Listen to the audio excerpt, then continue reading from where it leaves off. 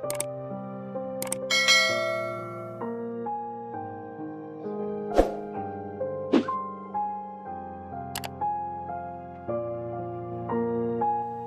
istri tak disentuh suami. Malam itu rahasianya terbongkar dan bikin nangis semalaman.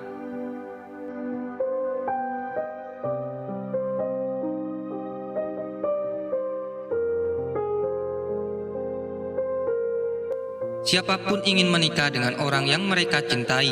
Apalagi di zaman ini, perjodohan disebut hal kuno yang ditentang banyak orang. Namun namanya orang tua tentu hanyalah ingin yang terbaik untuk anak mereka. Tidak ada orang tua yang ingin anaknya celaka. Meskipun soal jodoh, semua sepakat baiknya diserahkan ke anak untuk menentukan jalan hidup mereka. Seperti kisah berikut ini yang terpaksa menikah dengan pria pilihan orang tua. Berikut kisahnya dilansir Kisah Hikmah. Namaku Mariani, orang-orang biasa memanggilku Aryani. Tahun 2007 silam, aku dipaksa orang tuaku menikah dengan seorang pria, Arfan namanya. Arfan adalah seorang lelaki yang tinggal sekampung denganku, tapi dia seleting dengan kakakku saat sekolah dulu. Usia kami terpaut 4 tahun. Aku merasa risih sendiri dengan Arfan apabila berpapasan di jalan. Sebab sopan santunnya sepertinya terlalu berlebihan pada orang-orang. Geli aku menyaksikannya. Ya, kampungan banget gelagatnya. Setiap ada acara-acara ramai di kampung pun, Arfan tak pernah kelihatan bergabung sama teman-teman seusianya. Ya, pasti kalau dicek ke rumahnya pun gak ada. Orang tuanya pasti menjawab, Arfan di masjid nak, menghadiri pengajian. Bagiku sendiri itu adalah hal yang biasa-biasa saja. Sebab aku sendiri merasa bahwa sosok Arfan orang biasa. Apa istimewanya menghadiri taklim, kuper, dan kampungan banget? Kadang hatiku sendiri bertanya, kok bisa ya? Ada orang yang sekolah di kota, namun begitu kembali tak ada sedikit pun ciri-ciri kekotaan melekat pada dirinya. Waktu terus bergulir dan seperti gadis-gadis modern pada umumnya yang tidak lepas dengan kata pacaran, aku pun demikian. Aku sendiri memiliki kekasih yang begitu sangat aku cintai. Namanya Bobby. Masa-masa indah ku lewati bersama Bobby. Indah ku rasakan dunia remajaku saat itu. Kedua orang tua Bobby sangat menyayangi aku dan sepertinya memiliki sinyal-sinyal restunya atas hubungan kami. Hingga musibah itu tiba. Aku dilamar oleh seorang pria yang sudah sangat aku kenal. Ya, siapa lagi kalau bukan si Cooper Arfan lewat pamanku. Orang tuanya Arfan melamarku untuk anaknya yang kampungan itu. Mendengar penuturan mama saat memberitahu padaku tentang lamaran itu, kurasakan dunia ini gelap, kepalaku pusing. Aku berteriak sekencang-kencangnya menolak permintaan lamaran itu. Dengan tegas dan terbelit-belit aku sampaikan langsung pada kedua orang tuaku. Aku menolak lamaran keluarganya Arfan. Dan dengan terang-terangan pula, aku sampaikan pula bahwa aku memiliki kekasih pujaan hatiku, Bobby. Mendengar semua itu, ibuku syok dan jatuh tersungkur ke lantai. Aku pun tak menduga kalau sikapku yang egois itu akan membuat mama sedih. Baru ku tahu bahwa yang menyebabkan mama syok itu karena beliau sudah menerima secara resmi lamaran dari orang tuanya Arfan. Tanggal 11 Agustus 2007, akhirnya pernikahanku pun digelar. Aku merasa bahwa pernikahan itu begitu menyesakkan dadaku. Air mataku tumpah di malam resepsi pernikahan itu. Di tengah senyuman orang-orang yang hadir pada acara itu, mungkin akulah yang paling tersiksa. Karena harus melepaskan masa remajaku dan menikah dengan lelaki yang tidak pernah kucintai. Dan yang paling membuatku tak bisa menahan air mataku, mantan kekasihku Bobby hadir juga pada resepsi pernikahan tersebut. Ya Tuhan, mengapa semua ini harus terjadi padaku ya Tuhan?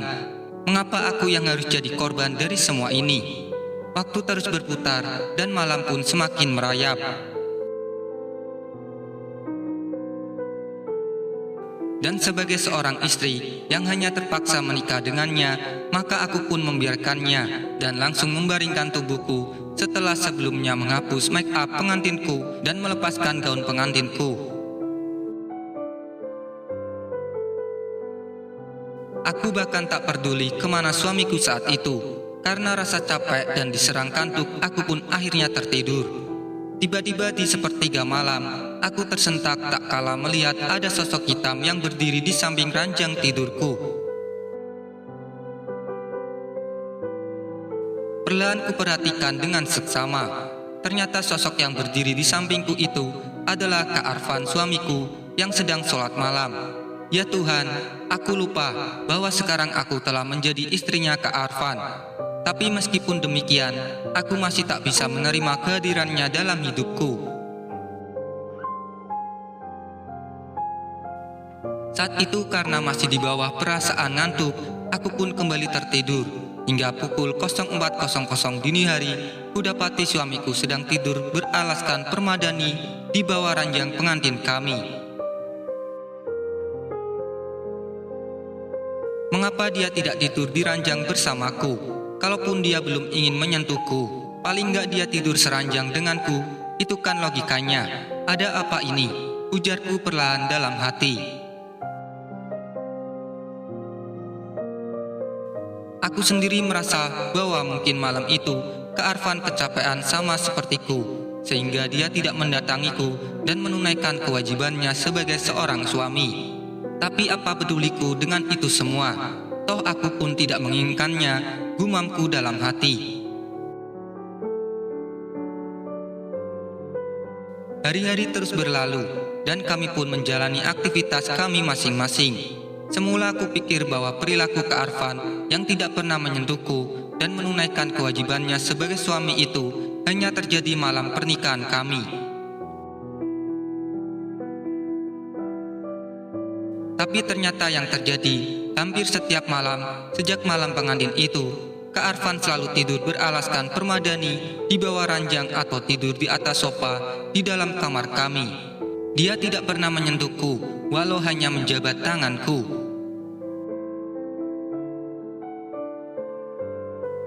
Jujur segala kebutuhanku selalu dipenuhinya.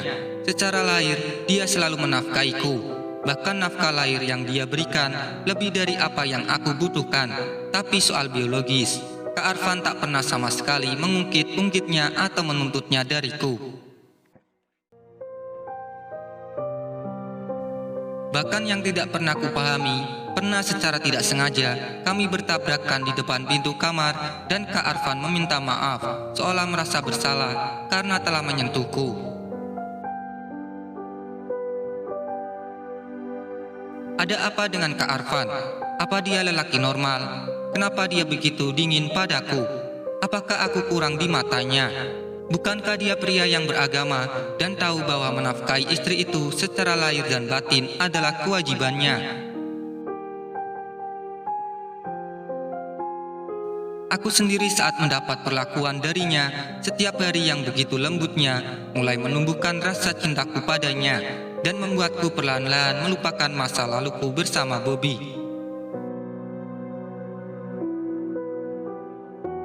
Aku bahkan mulai merindukannya tak kala dia sedang tidak di rumah. Aku bahkan selalu berusaha menyenangkan hatinya dengan melakukan apa-apa yang dia anjurkannya lewat ceramah-ceramahnya pada wanita-wanita muslimah, yakni mulai memakai busana muslimah. Kadang ceramah-ceramahnya di masjid sering aku ikuti dan aku praktekkan di rumah. Tapi satu yang belum bisa aku mengerti darinya, entah mengapa hingga setahun pernikahan kami, dia tidak pernah menyentuhku. Setiap masuk kamar, pasti sebelum tidur, dia selalu mengawali dengan mengaji, lalu tidur di atas hamparan permadani di bawah ranjang, hingga terjaga lagi di sepertiga malam dan melaksanakan sholat.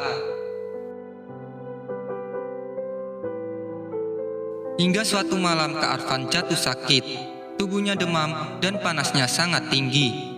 Aku sendiri bingung bagaimana cara menanganinya, sebab Kak Arfan sendiri tidak pernah menyentuhku. Aku khawatir dia akan menolak aku bila aku menawarkan jasa membantunya. Hingga akhirnya aku tak kuasa menahan keinginan hatiku untuk mendekatkan tanganku di dahinya untuk meraba suhu panas tubuhnya.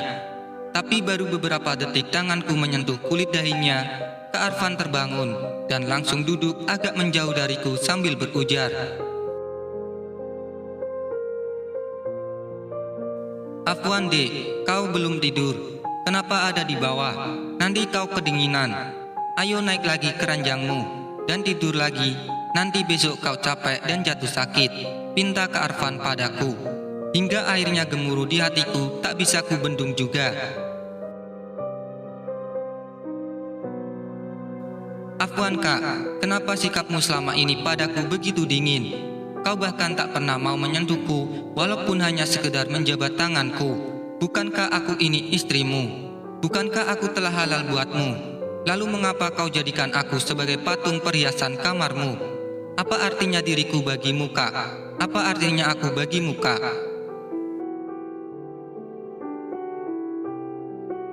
Kalau kau tidak mencintaiku, lantas mengapa kau menikahi aku? Mengapa Kak? Mengapa?" Ujarku di sela isak tangis yang tak bisa kutahan.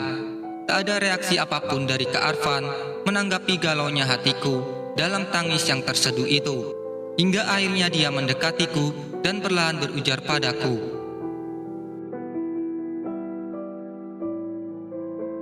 "Dek, jangan kau pernah bertanya pada kakak tentang perasaan ini padamu. Karena sesungguhnya kakak begitu sangat mencintaimu. Tetapi tanyakanlah semua itu pada dirimu sendiri. Apa saat ini telah ada cinta di hatimu untuk kakak? Kakak tahu dan kakak yakin pasti suatu saat kau akan bertanya, mengapa sikap kakak selama ini begitu dingin padamu.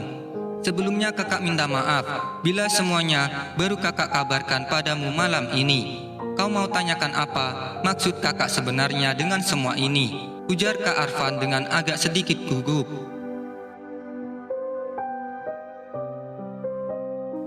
"Iya, tolong jelaskan pada saya Kak. Mengapa Kak begitu tega melakukan ini pada saya? Tolong jelaskan Kak," ujarku menimpali tuturnya Kak Arfan. Dek, kau tahu apa itu pelacur? Dan apa pekerjaan seorang pelacur?" "Kau istriku dek. Betapa bejatnya kakak ketika kakak harus memaksamu melayani kakak dengan paksa saat malam pertama pernikahan kita. Sedangkan di hatimu tak ada cinta sama sekali buat kakak. Kakak tahu ada kau mencintai laki-laki lain.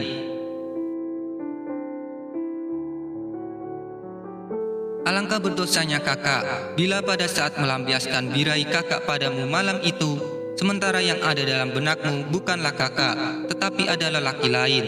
Itu sama saja seperti membuatmu seperti pelacur."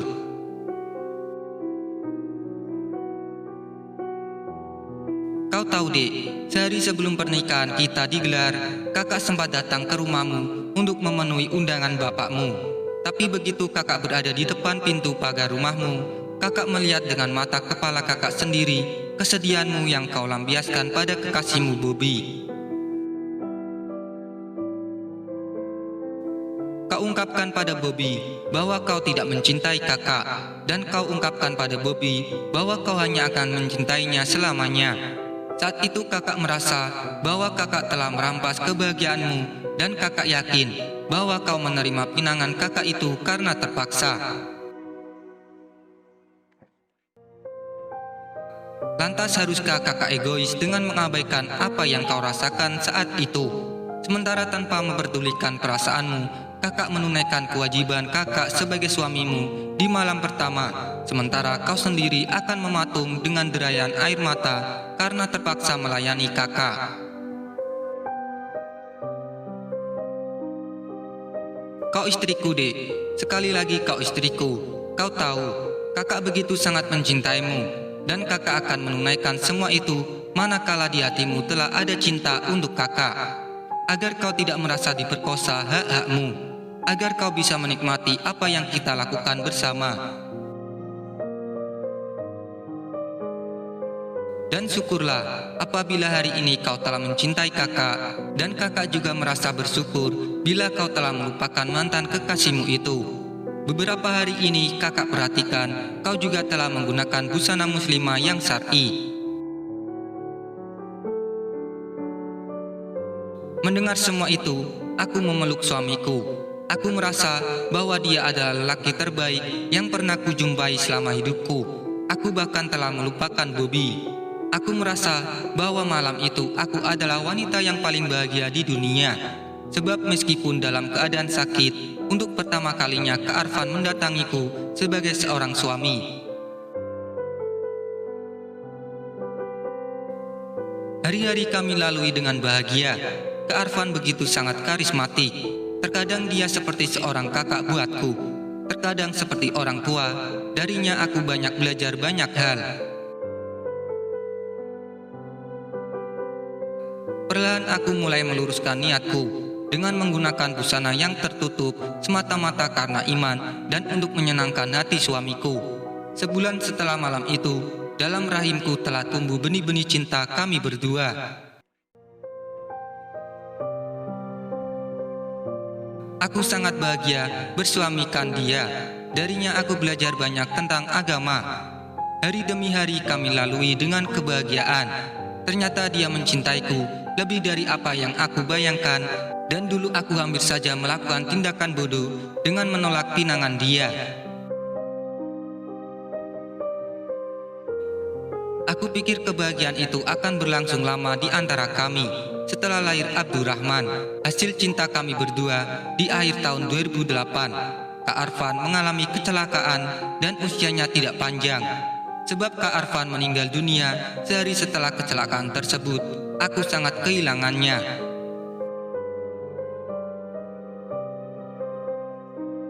Aku seperti kehilangan penopang hidupku.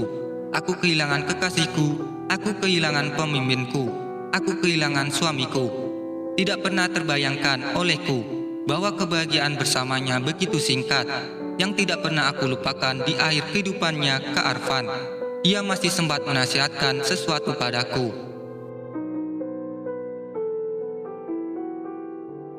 Dek, pertemuan dan perpisahan itu adalah fitrahnya kehidupan. Kalau ternyata kita berpisah besok atau lusa, kakak minta padamu, Dek, jaga Abdurrahman dengan baik. Jadikan dia sebagai pejuang yang senantiasa membela agama, senantiasa menjadi yang terbaik untuk umat. Didik dia dengan baik, Dek. Jangan sia-siakan dia. Satu permintaan kakak. Kalau suatu saat ada seorang pria yang datang melamarmu, maka pilihlah pria yang tidak hanya mencintaimu, tetapi juga mau menerima kehadiran anak kita. Dan maafkan kakak, Dek, bila selama bersamamu ada yang kurang yang telah kakak perbuat untukmu. Senantiasalah berdoa.